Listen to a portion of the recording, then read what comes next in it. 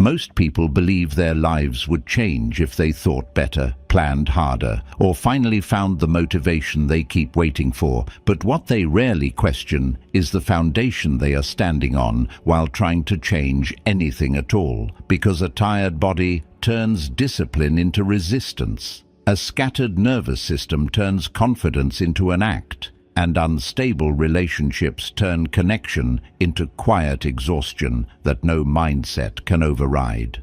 You can have the right ideas and still feel weak, distracted and reactive, not because you lack character, but because you are trying to live deliberately inside a body that never truly recovers. A presence that is constantly fragmented, and relationships that quietly pull at you instead of supporting you. This is not a failure of will. It is a failure of structure.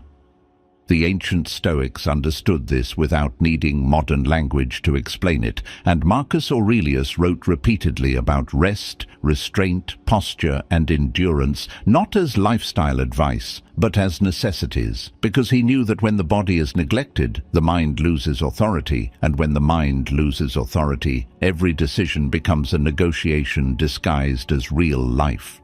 This episode is not about optimization, extremes, or becoming impressive. It is about stabilization, about rebuilding the physical and relational ground that allows calm to exist without effort and confidence to emerge without performance.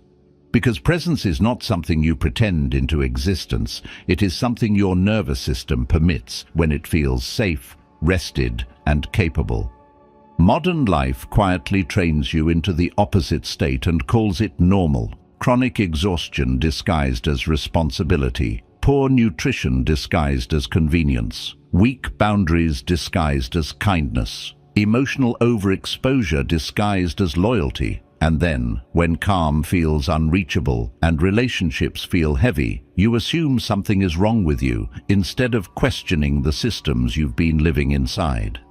Even traditions far removed from Stoicism pointed to the same truth, and Buddha taught that agitation of the body inevitably becomes agitation of the mind, and that peace is not achieved by force or effort, but by removing what constantly disturbs the inner balance. This episode follows that same logic, not by adding more discipline, but by eliminating instability. What follows is not advice in the usual sense, and it is not meant to be consumed quickly or performed publicly. It is a reset of how you live inside yourself, beginning with sleep, food, and movement, and extending outward into posture, presence, boundaries, repair, and standards, until your relationships stop feeling like something you survive and start feeling like something that fits the life you are building.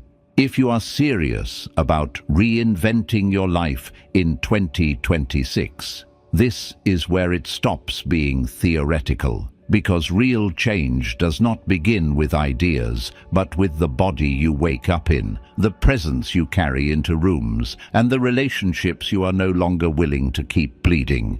Now we begin. 1. Sleep anchor, where your whole life quietly stabilizes. Most people underestimate sleep because it doesn't look ambitious, it doesn't impress anyone, it doesn't announce progress, and yet nothing destabilizes a life faster than a nervous system that never fully recovers. When sleep is inconsistent, shallow, or treated as optional, everything else begins to wobble quietly.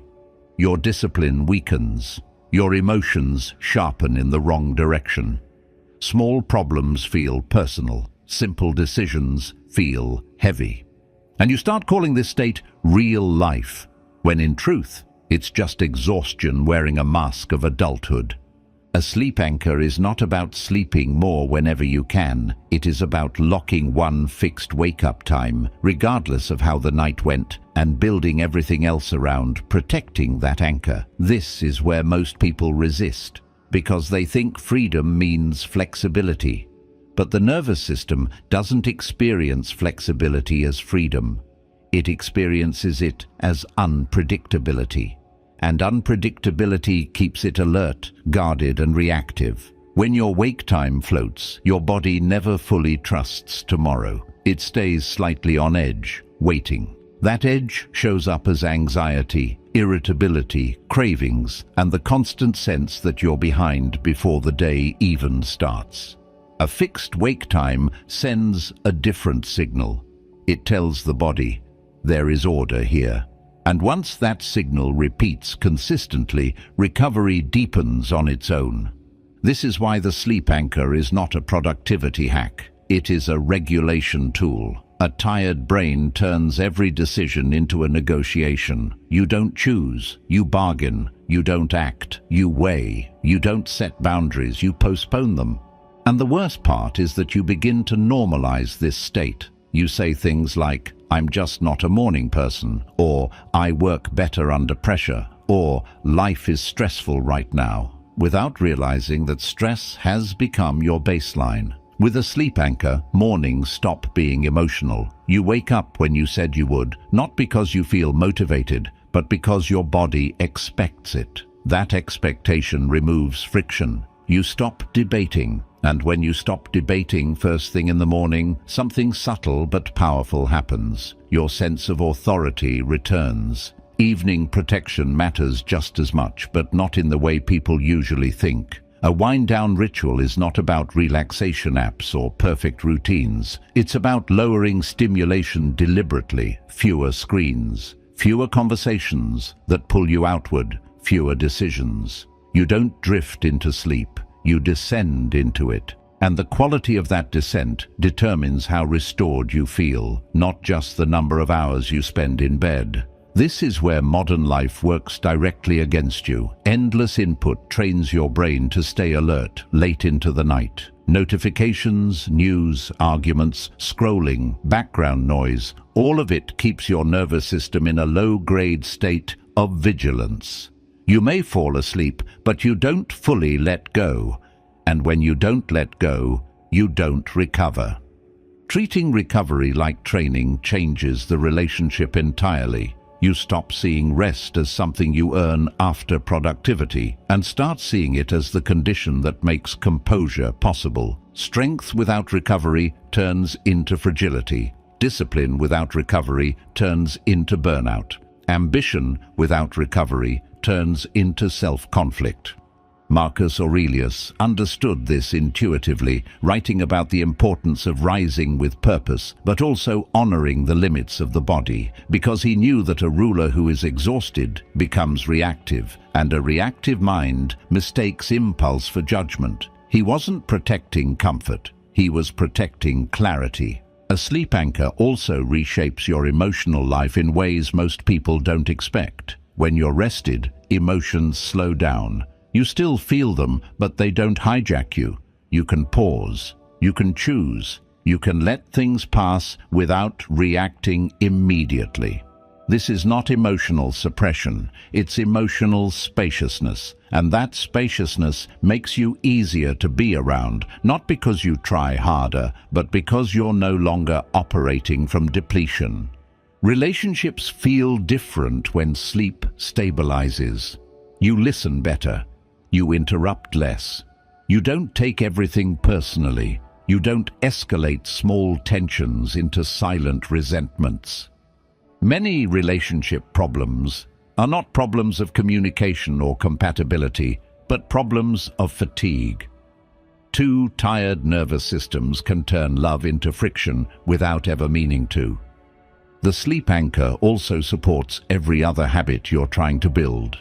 Nutrition becomes easier because cravings soften. Movement becomes more consistent because effort feels manageable. Focus improves because attention isn't constantly slipping. Boundaries become clearer because you're not bargaining from exhaustion. You don't need heroic discipline when your baseline is stable. At first, this shift will feel restrictive. Fixed wake times feel unforgiving. Wind-down rituals feel boring. Saying no to late stimulation feels like missing out. But what you gain is far more valuable than what you give up. Predictability inside yourself. And predictability creates calm. You are not weak because you feel scattered. You are tired. You are not undisciplined because consistency feels hard. You are depleted. The sleep anchor is where excuses quietly lose their power, not through force, but through restoration. Once your body trusts the rhythm of your days, your mind stops resisting them. And when resistance fades, change stops feeling like a fight. This is why everything starts here, not with ambition, not with willpower, but with rest that is protected like something essential, because it is. And once this anchor is set, the rest of the system finally has something solid to build on. 2. Simple nutrition. How removing daily food decisions restores energy, discipline, and calm. Most people don't struggle with nutrition because they lack information. They struggle because they've turned food into a daily psychological debate. What should I eat? Is this healthy enough? Did I ruin the day already?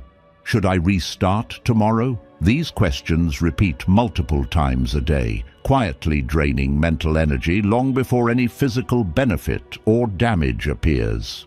Nutrition becomes emotional instead of structural, and once that happens, consistency collapses. Simple nutrition is not about eating perfectly. It is about removing friction. Every decision you make costs energy. When food decisions are endless, your nervous system stays slightly activated even before the day properly begins. You open the fridge already negotiating. You scroll menus already tired. And when you're tired, you don't choose well, you choose relief. This is not a willpower issue, it's a design issue.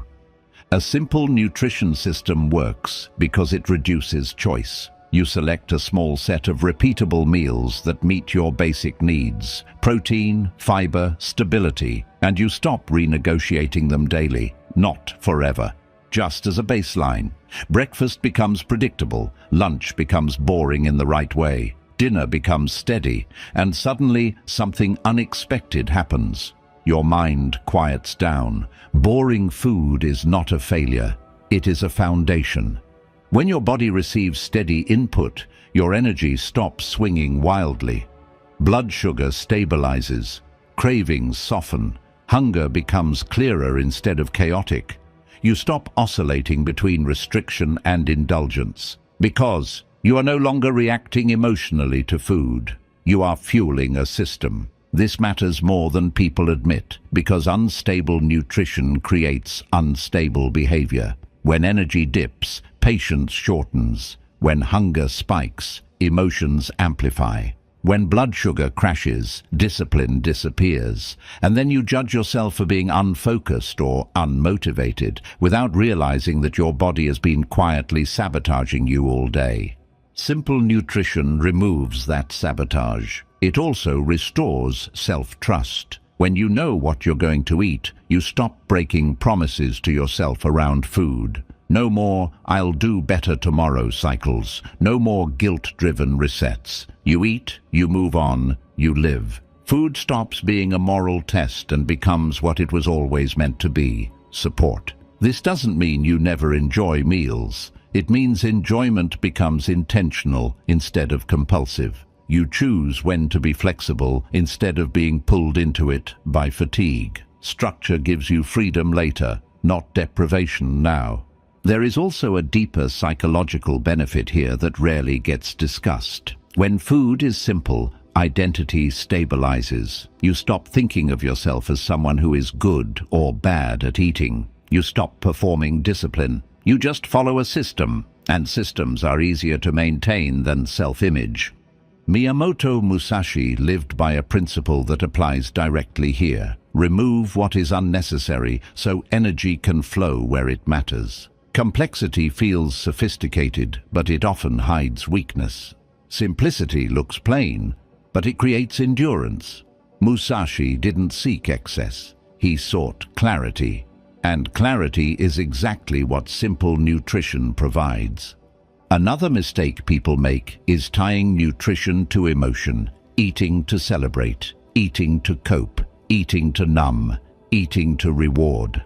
Over time, food becomes a regulator of mood instead of fuel for life. Simple nutrition interrupts this pattern gently. When meals are consistent, food loses its emotional charge. You stop reaching for it to solve problems it was never meant to solve. This is not about denying pleasure, it's about relocating it. When food stops carrying emotional weight, pleasure returns to places where it belongs. Movement, conversation, progress, rest. Your life becomes richer, not more restricted. A default grocery list is part of this system for a reason. When groceries are predictable, shopping becomes mechanical. No wandering, no impulse stacking, no "I'll figure it out later." Later is when discipline collapses. Defaults protect you from decision fatigue before it arrives. And notice how this supports everything else you're building. Sleep improves because digestion stabilizes. Training becomes easier because recovery improves. Focus sharpens because energy stops crashing. Boundaries become firmer because hunger isn't quietly eroding patience. This is not a small upgrade, it's a leverage point. At first, your mind will resist. It will say this is too rigid, too repetitive, too boring. But boredom is not the enemy here. Instability is. You are not trying to entertain yourself with food. You are trying to support a life that doesn't swing between extremes. Simple nutrition is an agreement with yourself. I will stop turning daily fuel into a daily argument. And the moment you make that agreement, mental space opens. That space doesn't stay empty. It fills with focus, calm, and a sense of quiet control that no diet plan ever delivers. You don't need perfect eating. You need predictable eating. You don't need discipline fueled by guilt. You need structure that removes temptation before it appears. This is how nutrition stops being a problem you keep solving and becomes a background support you no longer think about. And when food stops occupying your mental bandwidth, that bandwidth becomes available for things that actually move your life forward. Once nutrition stabilizes, the body starts to feel capable instead of fragile. And that takes us naturally to the next upgrade. 3. Strong body system. Why physical capability creates quiet confidence and emotional stability. Most people think confidence is psychological, something you convince yourself into with better thoughts or stronger beliefs. But what they miss is that confidence is often a physical consequence before it is a mental one, because a body that feels weak, stiff, or unreliable constantly sends signals of caution to the mind. And a mind that receives those signals learns to hesitate, to overthink, and to protect itself instead of moving forward. A strong body system is not about aesthetics, optimization, or chasing performance. It is about capability. The simple, deep knowing that your body can handle effort, discomfort, and load without breaking. That knowing changes how you stand, how you speak, how you enter rooms, and how you respond under pressure without you trying to project anything at all. This is why complexity fails most people. Fancy plans, rotating programs, constant novelty. When movement becomes complicated, consistency collapses. And when consistency collapses, the body never adapts. Strength is not built through variety. It is built through repetition applied calmly over time. A strong body system rests on 3 pillars only: strength training, daily walking, and basic mobility. Nothing more is required to feel grounded, capable, and steady in modern life. Strength training teaches your nervous system that effort is survivable. Walking restores rhythm and clears mental noise. Mobility keeps the body from tightening into chronic defense. Together, they create a body that feels available instead of guarded. Strength training matters because it reintroduces honest resistance into your life. In a world where most discomfort is psychological and abstract, lifting something heavy gives your body a clear, solvable problem. You apply effort, you breathe, you adapt, and over time, that adaptation becomes identity.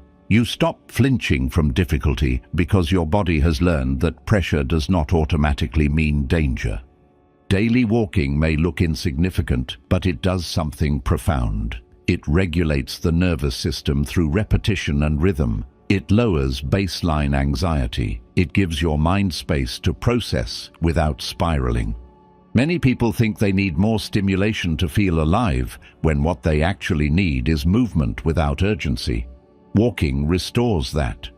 Mobility completes the system by teaching your body how to release tension instead of storing it. Tight hips, shoulders, and backs are not just physical issues. They are often the residue of chronic alertness. Mobility tells the body it is safe to let go, and when the body lets go, the mind follows. The result of this system is not intensity, it is presence. You feel more grounded in conversations, less reactive, less rushed. Your movements slow slightly, not because you are tired, but because you are no longer bracing. This is where quiet confidence comes from.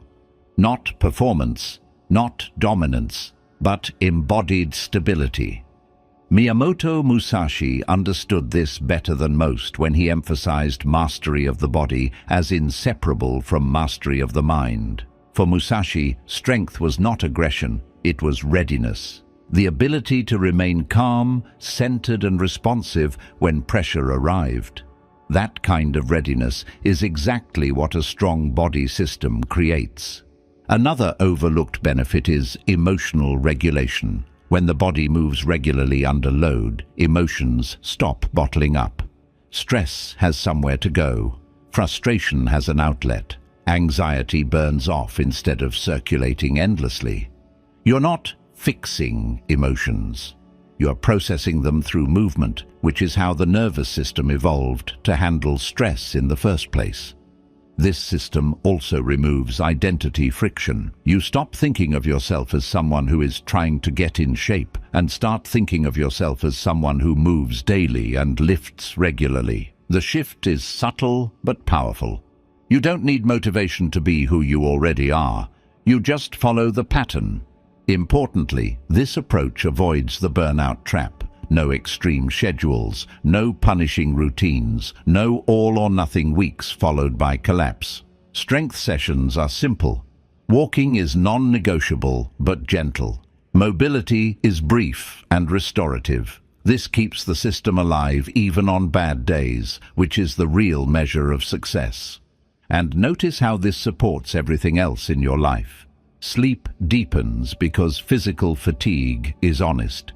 Nutrition stabilizes because cravings soften. Confidence emerges because your body no longer feels fragile. Boundaries become firmer because you are not operating from depletion. You don't need to posture when you feel capable. A strong body system is not about becoming intimidating. It is about becoming reliable.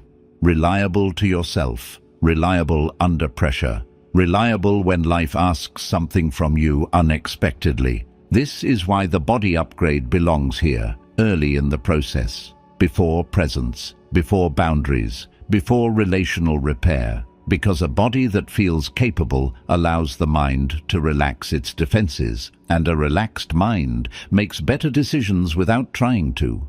You are not trying to dominate life. You are training yourself to meet it without flinching. Once your body feels strong and available, calm becomes easier to access, not as a technique, but as a natural state. And that calm is what others feel when you walk into a room, long before you say a word.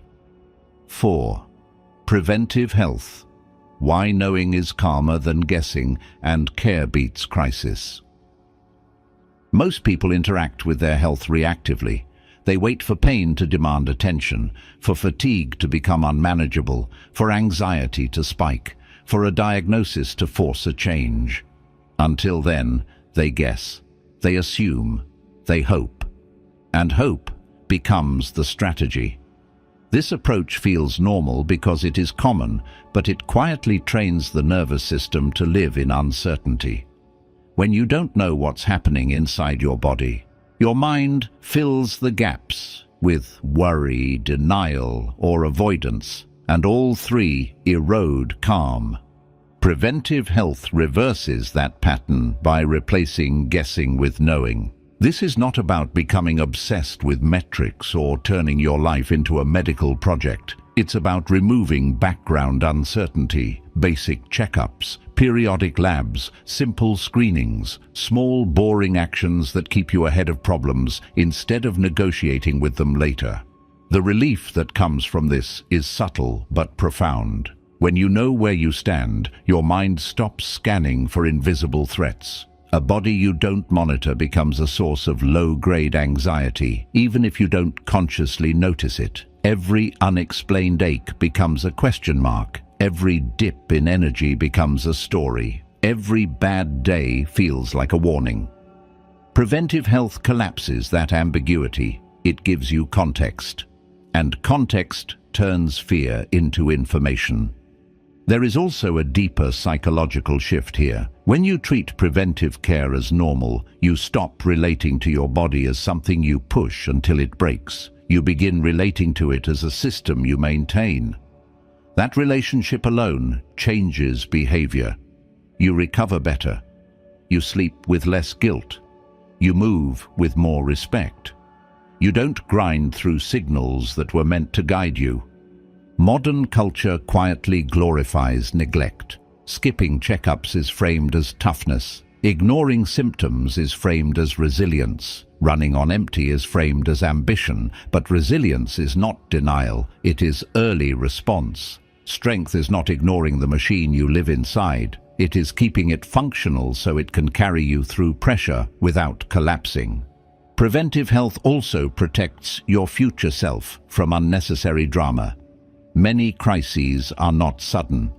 They are the result of long periods of quiet neglect. Numbers drift, habits compound, small issues turn into loud interruptions. Prevention short-circuits this process. It allows for course correction when correction is still easy and calm. This approach aligns with an older wisdom that modern life often forgets. Hippocrates believed that health was not something you restore after losing it, but something you preserve through attention and balance. Not through fear, but through rhythm. Not through extremes, but through consistency. That perspective is as relevant now as it was then, because the body still responds to care the same way it always has. Another overlooked benefit of preventive health is emotional steadiness. When you know your baseline, mood swings feel less personal. You don't catastrophize normal fluctuations. You don't spiral over every off day. You have reference points, and reference points ground perception. They keep your reactions proportional. This also removes a hidden excuse many people carry. When health is vague, everything becomes conditional. I'll start when I feel better. I can't focus because something might be off. I'll deal with it later. Preventive care eliminates that fog. It replaces ambiguity with clarity, and clarity removes negotiation. Importantly, this is not about living cautiously. It's about living cleanly. When you are ahead of your health, risk feels manageable. You make decisions from stability instead of avoidance. You don't push recklessly and you don't retreat unnecessarily. You calibrate. There is a dignity in this kind of care. It's quiet, it's private, it doesn't signal anything to the outside world, but internally it builds trust. You know you are paying attention. You know you are not gambling with your future out of laziness or denial. That knowledge settles the mind. Preventive health also supports every other upgrade you're building. Sleep improves when inflammation and stress markers are addressed early. Training feels safer when joints and recovery are monitored. Nutrition choices become clearer when you understand how your body responds. Emotional regulation improves when physical uncertainty drops. This is not a separate category, it's an amplifier. You are not trying to control life. You are removing unnecessary surprises. You are not preparing for disaster. You are designing continuity. Reinventing your life does not mean grinding harder. It means protecting the machine you live inside so effort stays effective instead of destructive. Preventive health is not about fear of illness. It is about respect for capacity. When you know where you stand, you stop bracing for what might be wrong, and when bracing stops, calm becomes available. From this stability, another essential layer becomes possible, the ability to function well even when conditions aren't ideal. 5. Bad Day Protocol. How you stay consistent when motivation disappears. Most people don't fail because they lack discipline on good days. They fail because they never decided what to do on bad ones. They design their lives assuming they will feel rested, focused, optimistic, and cooperative with their own plans, and when reality shows up tired, irritable, distracted, or emotionally flat, everything collapses at once. The routine breaks, guilt appears, momentum dies, and then they disappear for a week, sometimes longer, telling themselves they'll restart properly when things feel better. A bad day protocol exists to stop that cycle before it starts. This protocol is not about pushing harder when you're exhausted. It's about removing the decision to quit from days that were never meant to carry full intensity. Because bad days are not exceptions. They are part of life's rhythm. Stress happens. Sleep is imperfect. Emotions fluctuate. And any system that only works when conditions are ideal is not a system, it's a fantasy. The mistake most people make is tying consistency to mood. They believe that showing up only counts if it feels strong, focused, or complete. So on bad days, they do nothing at all, which teaches the nervous system something dangerous. When things feel hard, we vanish. Over time, this becomes a habit. Difficulty equals disappearance, and rebuilding trust after that pattern takes far more effort than maintaining it ever would have. A bad day protocol changes the rule. It says, even when energy is low, identity remains intact. The protocol is a minimum plan, defined in advance, not negotiated in the moment. It includes the smallest non-negotiable actions that keep the system alive without draining you further. Not what you wish you could do. Not what looks impressive. What is realistic when your capacity is reduced. A short walk instead of a full workout. One simple meal instead of perfect nutrition. 10 minutes of focused work instead of a long session. One honest boundary instead of a long conversation. This matters because consistency is not built by intensity, it is built by continuity. When you follow a bad day protocol, you send a powerful signal to yourself. I don't abandon myself when conditions worsen. That signal restores self-trust. You stop associating discipline with punishment. You stop seeing off days as failures. They become what they actually are, lower capacity days, not moral breakdowns. There is also a nervous system benefit here that most people overlook.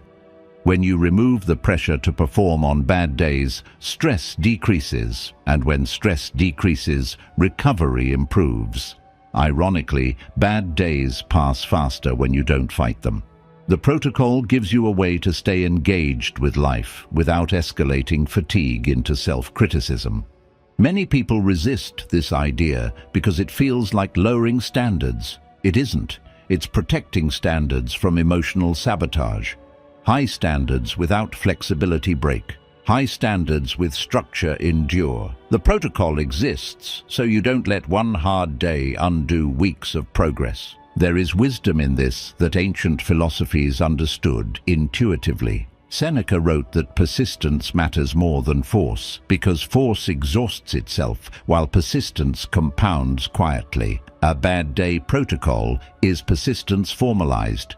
It ensures that effort continues even when enthusiasm does not.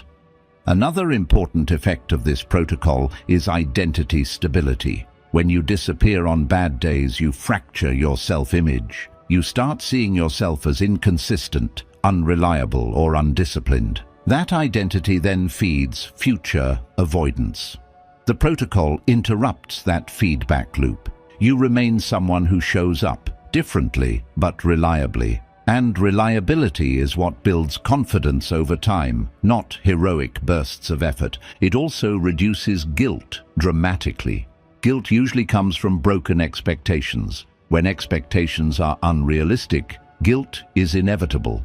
The bad day protocol resets expectations to match reality. You stop promising yourself things your energy cannot deliver. And when promises are kept, even small ones, self-respect returns. This protocol should be written, not implied. It should be clear, boring, and unambiguous. On bad days you do this, and nothing more is required. No negotiating, no redefining success midday. You complete the minimum, and the day counts. That's it. And something subtle but powerful happens when you live this way. Good days become more productive because they are no longer burdened by the fear of collapse. Bad days become lighter because they are no longer treated as threats.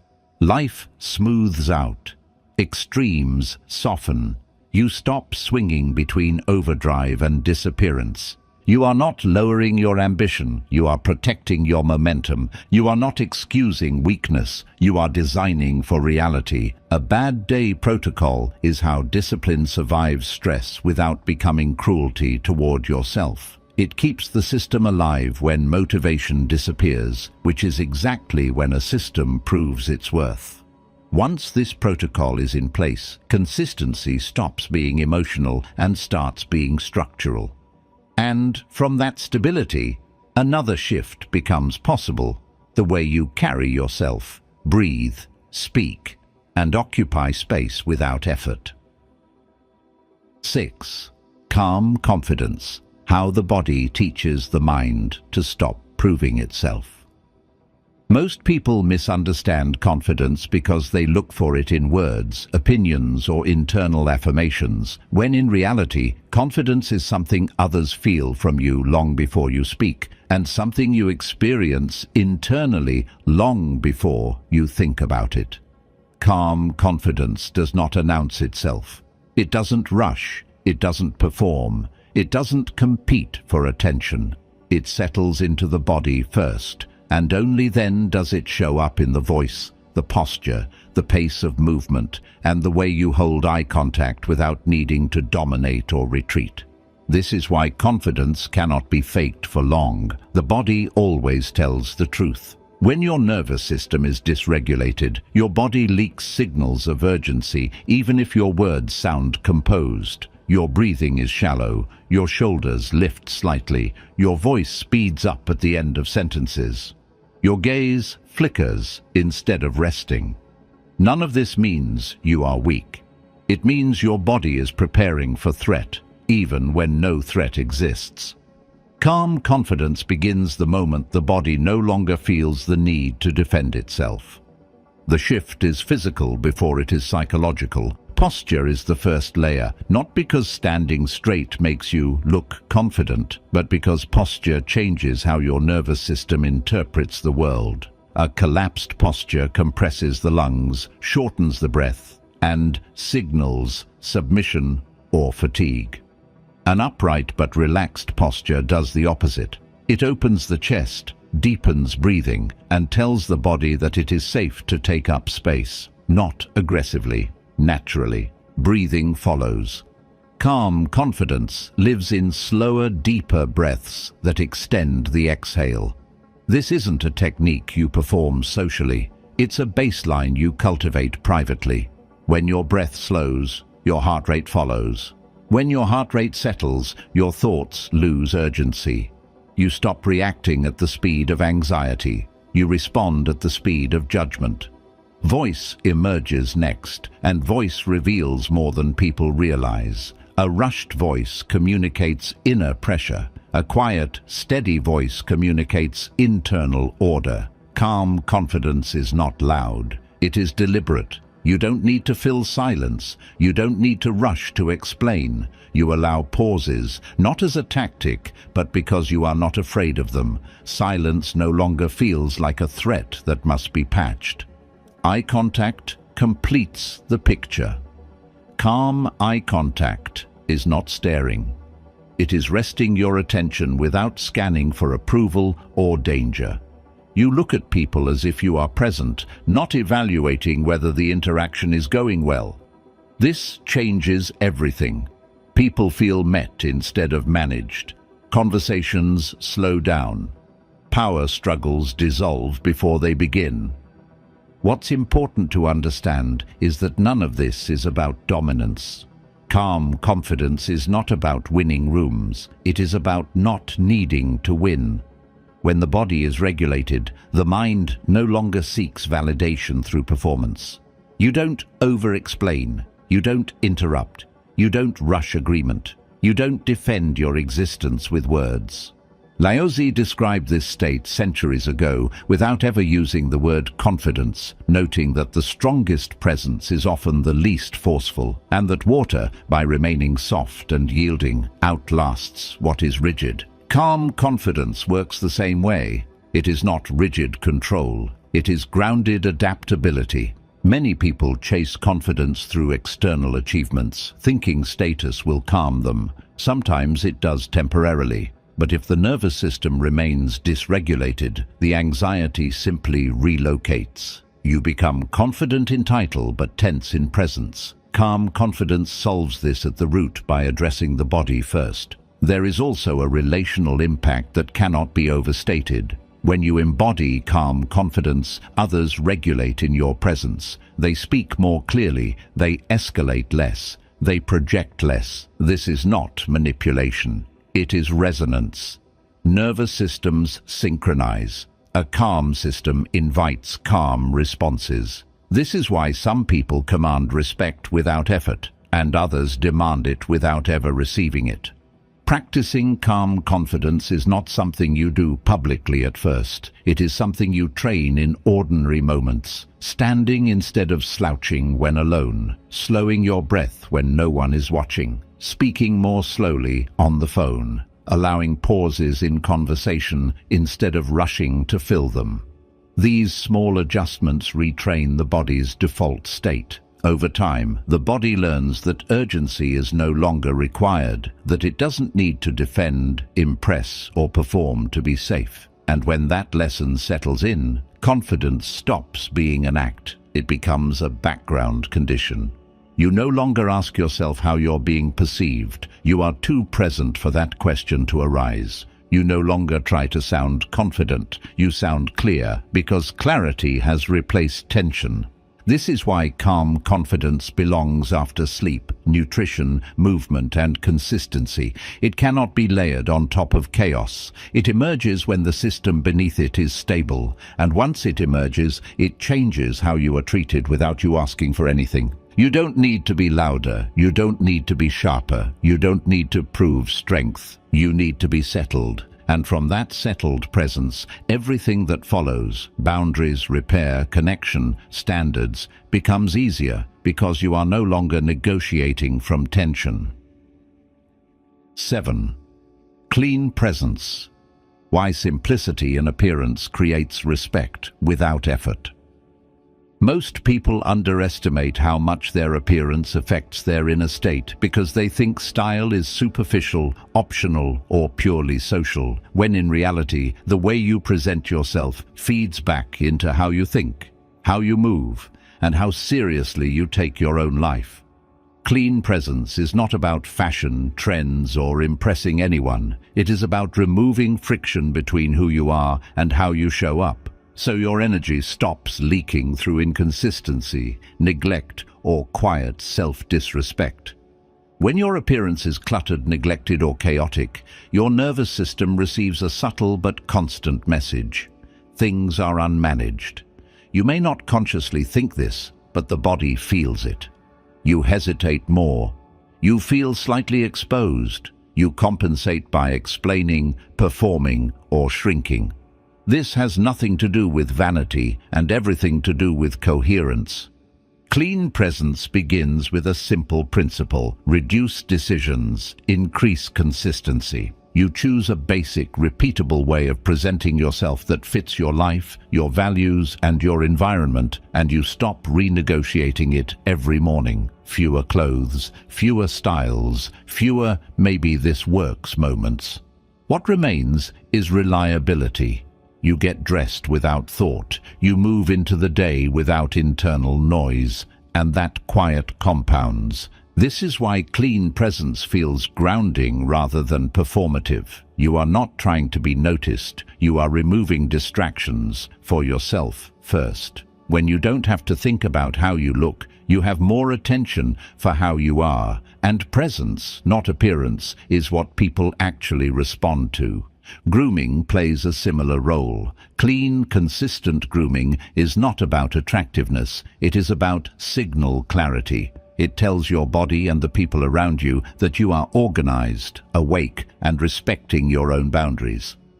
Neglect does the opposite. It communicates fatigue, resignation, or internal disorder, even when you don't intend it to. There is also a psychological reset that happens when you treat your appearance as a baseline rather than a mood-dependent choice. You stop tying self-care to motivation. You don't wait to feel like it. You maintain a standard because standards remove negotiation. And removing negotiation is one of the most powerful ways to reduce mental fatigue. Epictetus spoke often about caring for the body without becoming enslaved to it, understanding that neglect is just as much a form of attachment as obsession. Clean presence sits exactly in that balance. You don't idolize the body. You don't ignore it. You maintain it calmly as something entrusted to you. Another subtle benefit of clean presence is how it stabilizes social interactions. When you feel put together, you don't seek reassurance. You don't overcompensate. You don't rush to prove competence or likability. This lowers social friction immediately. People sense ease. Conversations become simpler. Respect emerges naturally, not because you demand it, but because you are no longer leaking uncertainty. Importantly, clean presence is not about copying an aesthetic. It is about alignment. Your appearance should match your lifestyle, your responsibilities, and the kind of rooms you walk into. When there is mismatch, tension appears. You feel slightly out of place, even if nothing is wrong externally. Clean presence removes that mismatch by choosing simplicity that travels well across contexts. There is also an identity effect here that compounds over time. When you show up consistently well-kept, your self-image updates quietly. You begin to see yourself as someone who maintains standards without drama. That identity feeds forward into other areas. Boundaries feel easier to hold, habits feel easier to keep, and self-respect feels less conditional. This is why clean presence is not a surface-level upgrade. It is a stability upgrade. It reduces cognitive load, it increases internal order, and it reinforces the message that your life is something you take care of, not something you endure. You don't need to look impressive. You need to look settled. You don't need attention. You need coherence. When your presence is clean, people stop focusing on how you look and start focusing on what you say. And more importantly, you stop thinking about yourself at all, because nothing feels out of place. That freedom, the freedom from self-consciousness, is the real reward. Once your presence is clean and consistent, boundaries stop sounding defensive, because they are no longer protecting insecurity. They are simply expressing standards. 8. Calm boundaries. How clear limits end power struggles without creating war. Most people think boundaries create conflict because they've only seen boundaries expressed emotionally, defensively, or too late, after resentment has already built up. In that state, boundaries sound sharp, personal, and reactive, so of course they escalate situations instead of resolving them. Calm boundaries are something entirely different. They are not reactions, they are structures. And structures don't argue, they simply exist. A calm boundary begins long before the conversation where you state it. It begins internally with clarity. When you are unclear with yourself, every limit feels negotiable. You hesitate, you soften, you add explanations. And explanations invite debate. The other person senses uncertainty, not consciously, but instinctively. And where uncertainty appears, pressure follows. Calm boundaries remove that uncertainty at the source. This is why boundaries fail most often for people who are emotionally exhausted. Fatigue blurs judgment. You start prioritizing immediate relief over long-term alignment. You say yes to avoid tension. You stay silent to avoid discomfort. And then, weeks or months later, the cost appears as resentment, withdrawal, or emotional distance. Calm boundaries exist to prevent that delayed explosion. A clear boundary is short, factual, and non-dramatic. It does not accuse, it does not justify, it does not explain your entire history. It states what you will do and what you will not do, not as a threat, not as a demand, simply as information. When delivered calmly, boundaries feel less like walls and more like orientation points. People know where they stand. The power of calm boundaries lies in consistency, not intensity. You don't restate them emotionally each time. You don't renegotiate them depending on mood. You follow through quietly. And that follow-through is what teaches others how to treat you. Words initiate boundaries. Behavior confirms them. This is where many people get stuck. They believe setting a boundary is the hard part, when in reality the hard part is tolerating the discomfort of enforcing it without emotional payoff. No arguments, no speeches, no dramatic exits. Just repetition. And repetition trains reality faster than emotion ever could. Epictetus understood this deeply when he taught that peace comes from focusing on what is yours to govern and releasing what is not. Boundaries are exactly that principle applied to relationships. You govern your availability, your behavior, your participation. You do not govern how others feel about it. When you try to control both, you lose calm immediately. Another important aspect of calm boundaries is that they reduce power struggles. Power struggles emerge when two people are trying to manage each other's internal states: approval, guilt, fear, obligation. Calm boundaries step out of that dynamic entirely. You are no longer trying to convince or correct. You are simply choosing how you engage. The struggle dissolves because there is nothing to push against. This does not mean everyone will like your boundaries. Some people benefited from the old version of you being flexible, over-available, or silent. When that changes, resistance appears. This resistance is not evidence that your boundary is wrong. It is evidence that the system is adjusting. Calm boundaries allow that adjustment to happen without escalation. There is also a psychological benefit here that cannot be overstated. When you consistently hold calm boundaries, your nervous system learns that it does not need to stay hypervigilant. You stop scanning conversations for danger. You stop rehearsing responses. You stop bracing. This frees up enormous mental energy. You become more present, not because people changed, but because you did.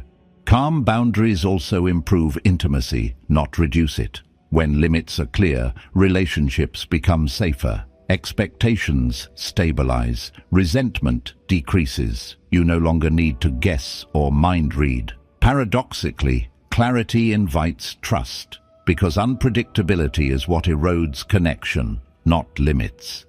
It's important to understand that boundaries are not punishments. They are filters. They allow compatible behavior to pass through and incompatible behavior to fall away naturally. You don't need to force distance. Distance happens on its own when standards are consistently maintained. At first, this approach can feel emotionally flat. You may expect relief, validation, or resolution after setting a boundary, and when none comes, you might doubt yourself. But calm boundaries don't provide emotional fireworks. They provide long-term stability. Their effect is cumulative.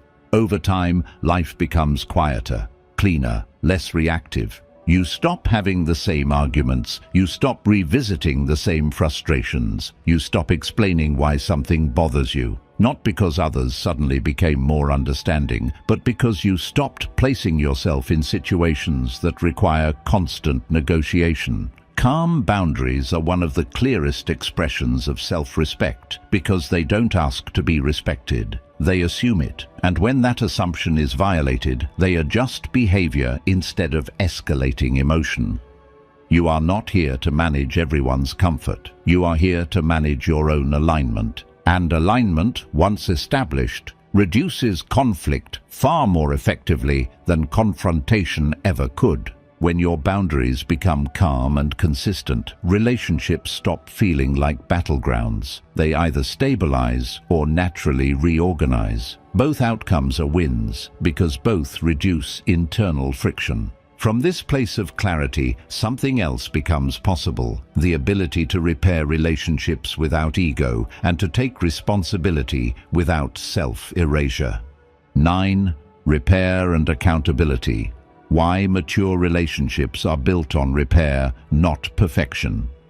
Most relationships don't collapse because of one major mistake. They erode slowly through unaddressed moments, small ruptures left unattended, misunderstandings that harden into narratives, and pride that quietly blocks repair.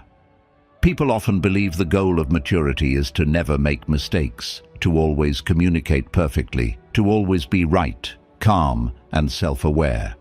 But this belief itself becomes the problem, because perfection leaves no room for repair, and relationships without repair eventually suffocate. Repair and accountability begin with a difficult shift, letting go of the need to be right in favor of the need to be effective. Being right protects the ego. Being effective protects the relationship. Most conflicts linger not because the issue is complex, but because each side is guarding their self-image. You defend your intent instead of addressing the impact. You explain instead of listening. You wait for the other person to go first. And, in the meantime, emotional distance grows. Accountability interrupts this pattern by changing the question from "who's at fault" to "what does this relationship need to stabilize?" Repair is not self-blame. It is responsibility without collapse. True accountability does not sound like a long explanation. It sounds simple, grounded, and complete. I see how that affected you. I missed that. I didn't handle that well. No defenses attached, no hidden justifications, no subtle request for reassurance.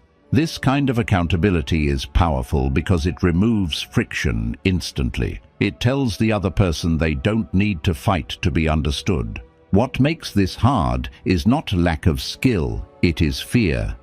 Fear that admitting fault lowers your status. Fear that apologizing gives the other person leverage. Fear that if you don't defend yourself, you'll be seen as weak. But this fear misunderstands how respect actually works. Defensiveness erodes respect. Accountability restores it. Carl Jung understood this when he emphasized that growth requires integrating the shadow rather than denying it. In relationships, the shadow often shows up as blind spots, impatience, avoidance, or tone. When you can acknowledge these without self-attack, you stop projecting them onto others. Repair becomes possible because honesty replaces performance. Another critical aspect of repair is timing. Mature repair happens early, not weeks later, not after resentment has calcified, not after distance feels normal. Early repair prevents small ruptures from becoming identity-level stories. The longer you wait, the more emotional weight accumulates, and the harder it becomes to speak simply. Delay turns clarity into drama. Repair also requires you to tolerate discomfort without escaping into explanations. Many people apologize and then immediately explain why they did what they did, hoping to soften the admission. But explanation often invalidates repair. It shifts the focus back to you. Effective repair stays with impact first. Context can come later, if it's even necessary. Accountability also has a behavioral dimension. Words initiate repair, but changed behavior completes it. Without behavioral adjustment, apologies lose credibility. This doesn't mean perfection. It means visible effort, small changes, clear signals that the relationship has been heard. This is how trust is rebuilt, not through promises, but through patterns. It's also important to recognize that repair is mutual, not symmetrical. You can take responsibility for your part without carrying the entire burden. Accountability does not mean absorbing blame that isn't yours. Calm repair is grounded. You own what you did, not what you didn't. This keeps the process clean instead of turning it into self-erasure. When repair becomes a normal part of relationships, something profound shifts. Conflict loses its threat. Mistakes no longer feel catastrophic. You stop walking on eggshells, not because nothing goes wrong, but because you trust the repair process. That trust creates emotional safety, which deepens connection far more than surface harmony ever could. Many people confuse peace with the absence of conflict. Real peace is the presence of repair. There is also a personal benefit that goes beyond relationships. When you practice accountability regularly, your internal world becomes calmer. You stop rehearsing arguments. You stop defending yourself in your own head. You make mistakes, correct them, and move on. This reduces mental load dramatically. Guilt doesn't linger. Shame doesn't spiral. Growth becomes practical instead of emotional. Repair is a skill. Like any skill, it improves with use. At first, it feels awkward. Your voice may shake. Your ego may resist. But over time, it becomes natural. You stop associating accountability with danger and start associating it with relief. You are not lowering yourself when you repair. You are stabilizing the system you're part of. Relationships that last are not those without conflict, but those where repair is faster than resentment. And when repair is present, accountability stops feeling like a loss and starts feeling like leadership. From here, once repair becomes possible and safe, relationships can move beyond survival into something more intentional, maintenance that keeps connection alive instead of leaving it to chance. 10. Friendship maintenance. Why good relationships decay without structure, not intention. Most friendships don't end because of conflict. They fade because they are left to chance. Everyone assumes goodwill will carry them, that shared history will do the work, that we'll catch up soon is a plan. It isn't. Life accelerates. Responsibilities multiply. Energy thins out. And without structure, even meaningful connections quietly drift into occasional messages and polite distance. The loss feels confusing because nothing went wrong. But nothing was maintained either. Friendship maintenance is not about effort. It is about design. Good intentions don't survive friction on their own. They need rhythm, they need predictability, they need simple systems that protect connection from the erosion of busyness. When friendships lack structure, they compete with everything else in your life and slowly lose. When they have structure, they stop competing. They simply exist as part of your week, your month, your year. This is where most people resist, because structure sounds artificial. You worry it will make the relationship feel forced or transactional, but the truth is the opposite. Structure removes pressure. It replaces awkward, "we should hang out sometime" energy with ease. You don't need to chase closeness when closeness is scheduled gently and consistently. Maintenance begins with frequency, not intensity. Rare, emotionally loaded meetups are fragile. They carry too much expectation. Small, regular contact is resilient. Short check-ins, simple activities, familiar routines. These keep the relational nervous system relaxed. You don't need to perform, you just show up. Shared activities matter more than deep conversations alone. Walking, training, working alongside each other, recurring meals. These create connection without emotional labor. They allow silence. They allow presence without explanation. Over time, this builds trust more reliably than constant emotional processing ever could. Another overlooked aspect of friendship maintenance is initiation balance. When one person always initiates, resentment builds quietly. When no one initiates, distance grows.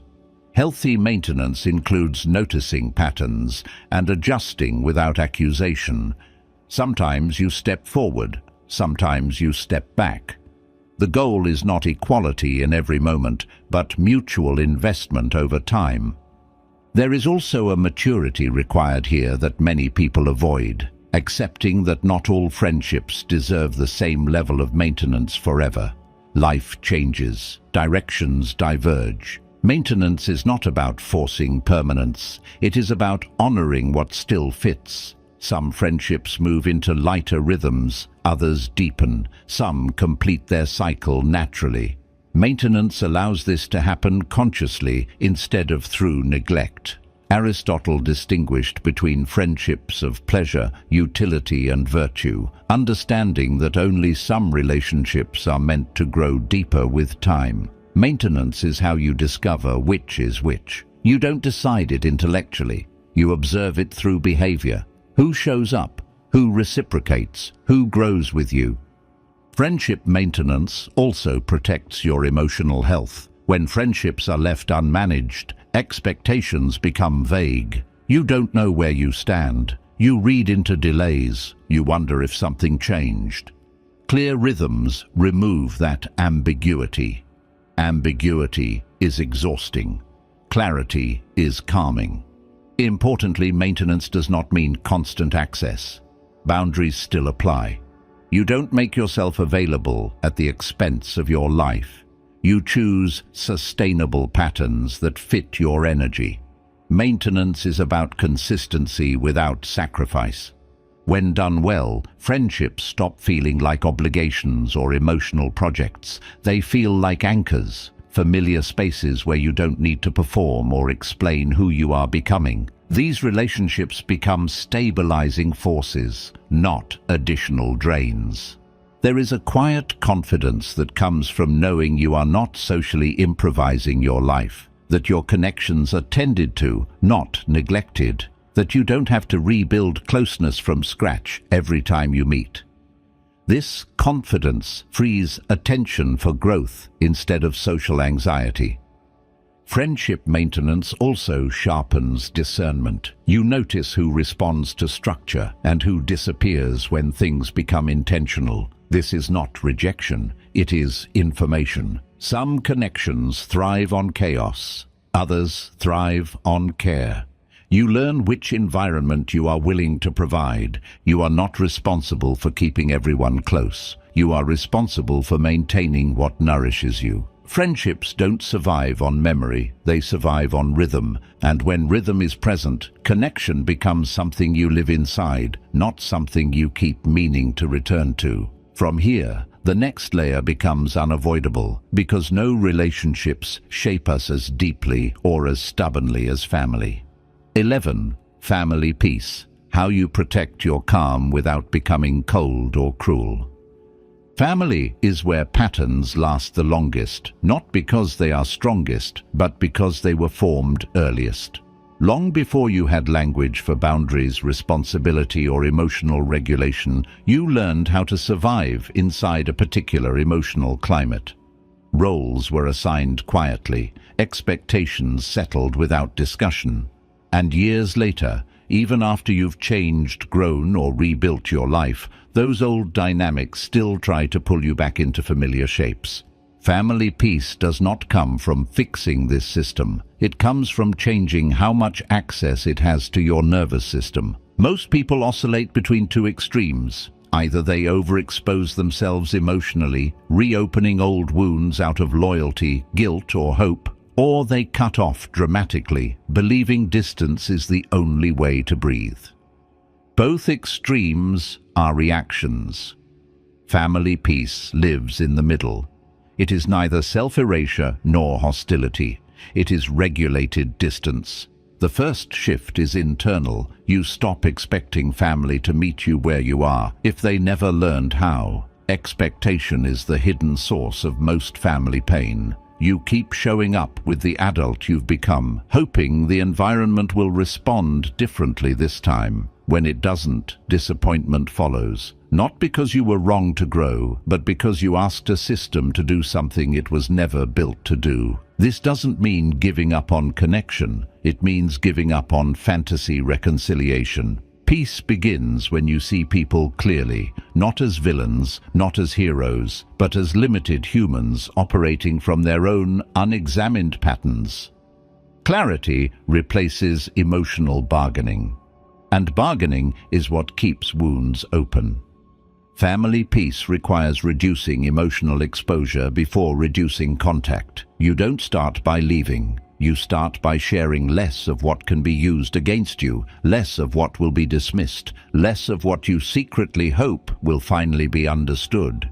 You become selective, not secretive. Selective. This protects your inner stability without creating unnecessary conflict.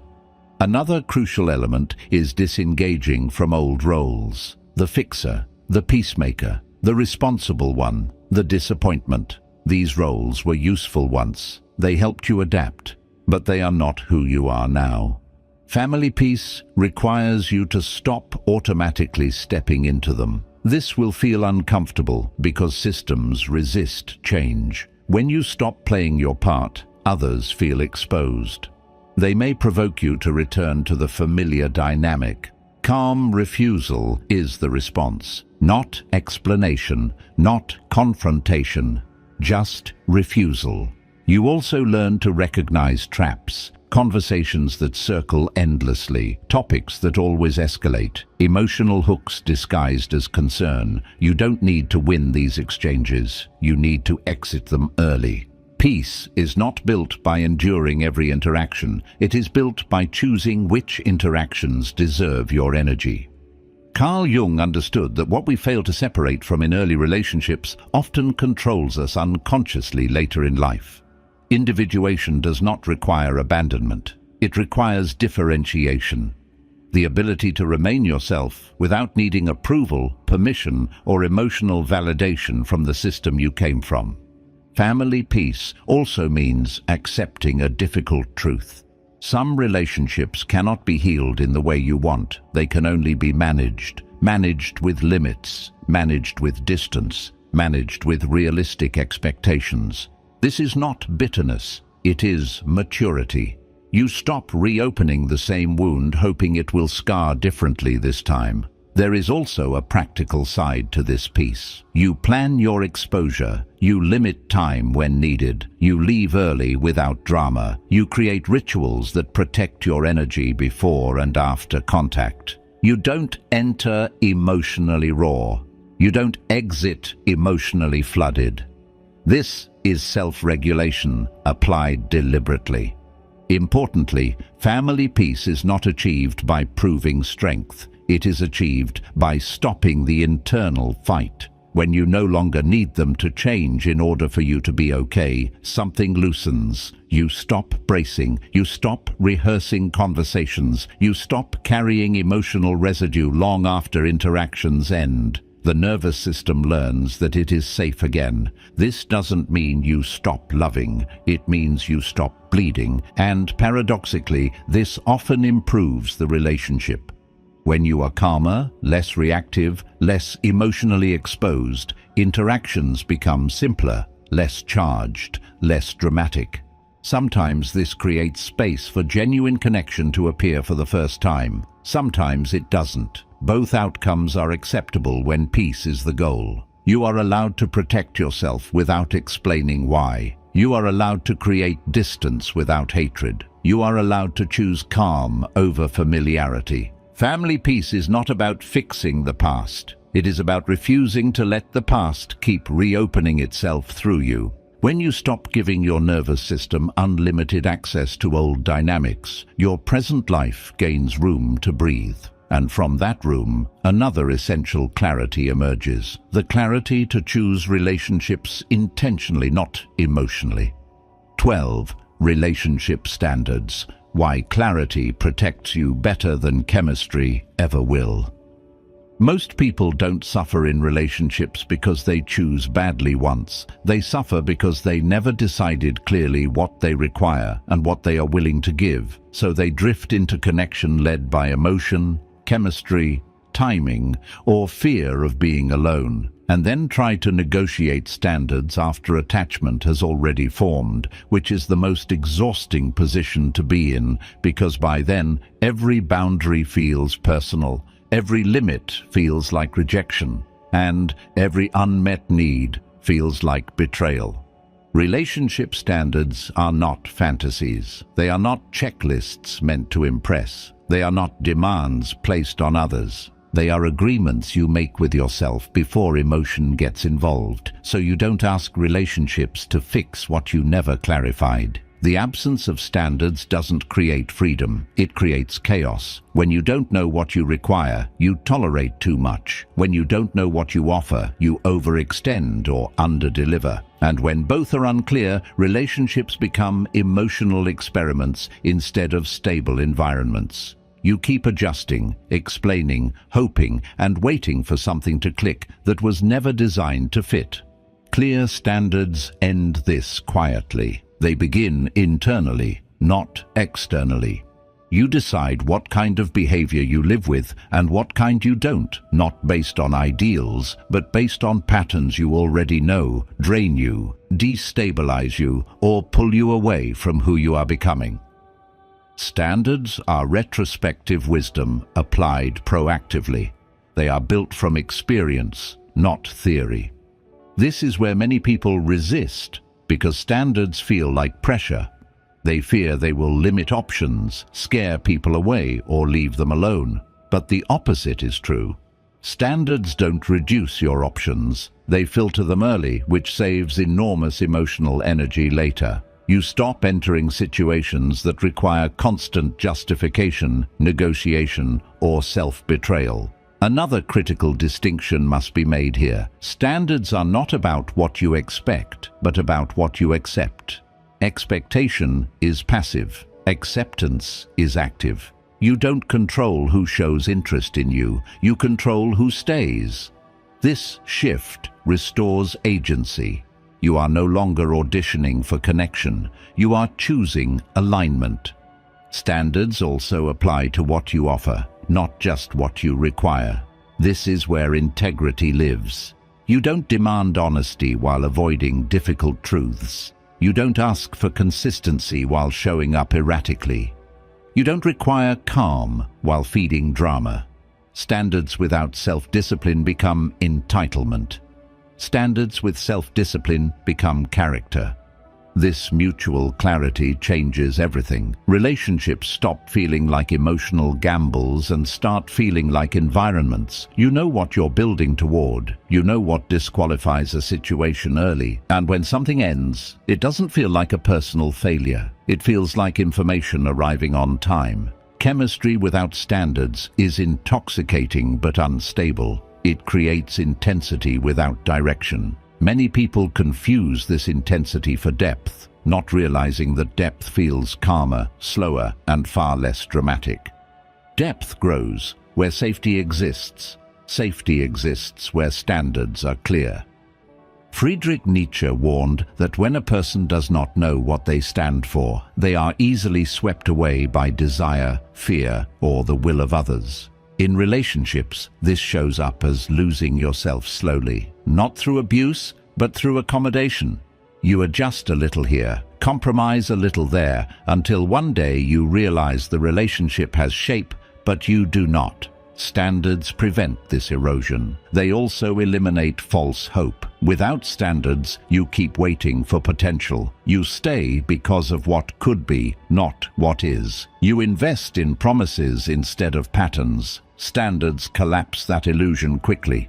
You stop asking whether someone might change and start observing how they behave now. This isn't cynicism, it's respect for reality. Importantly, standards are not announced dramatically. They are not ultimatums. They are lived, enforced quietly through consistency. When a boundary is crossed repeatedly, you don't argue, you adjust access. When effort is one-sided, you don't chase, you step back. When values clash, you don't moralize, you disengage. This is how standards protect peace without cruelty.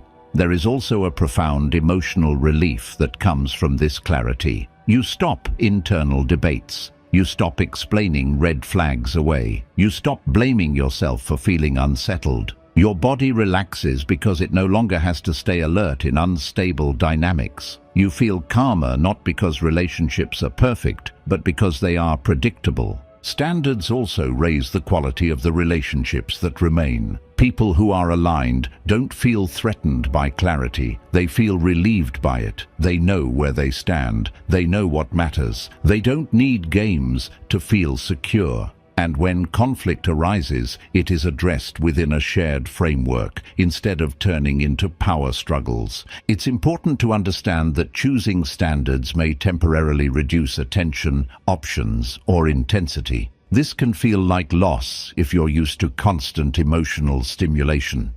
But what replaces it is something far more valuable: stability, trust, and growth that doesn't require self-abandonment. You are not here to be chosen at any cost. You are here to choose well. Relationship standards are how you stop building your life around reactions and start building it around values. They protect your time, they protect your energy, and most importantly, they protect your future self from situations your present self already knows better than to enter. This is not rigidity, it is clarity. And clarity is the final upgrade of this episode, because once your body is stable, your presence is calm, your boundaries are clear, your repair skills are mature, and your standards are defined. Relationships stop being something you survive and start being something that supports the life you are deliberately building. This is how you reinvent your life in 2026, not by chasing connection, but by choosing it consciously from a place that no longer negotiates its own worth.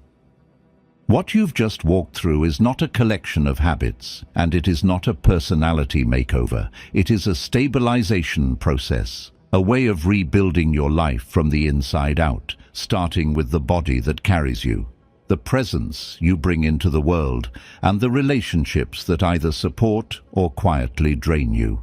When sleep is anchored, your mind stops negotiating. When your body feels strong, confidence stops performing. When your presence is clean, boundaries stop sounding defensive. And when your standards are clear, relationships stop feeling chaotic. Nothing here required becoming harder, colder, or more impressive. It required becoming more deliberate, less reactive, less scattered, less willing to tolerate what slowly erodes you. This is what real reinvention looks like.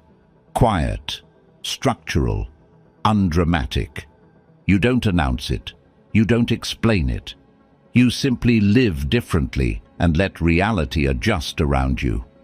As you move forward, don't try to apply everything at once. Choose one area where instability has been costing you the most and begin there. Build it calmly, protect it consistently, let it compound. Because the goal for 2026 is not to be admired, it is to be settled. And from a settled place, growth becomes natural instead of forced. Relationships become supportive instead of exhausting, and life starts to feel like something you are steering, not surviving. This chapter is complete. The next one builds on it. Stay present, stay disciplined, stay honest with yourself.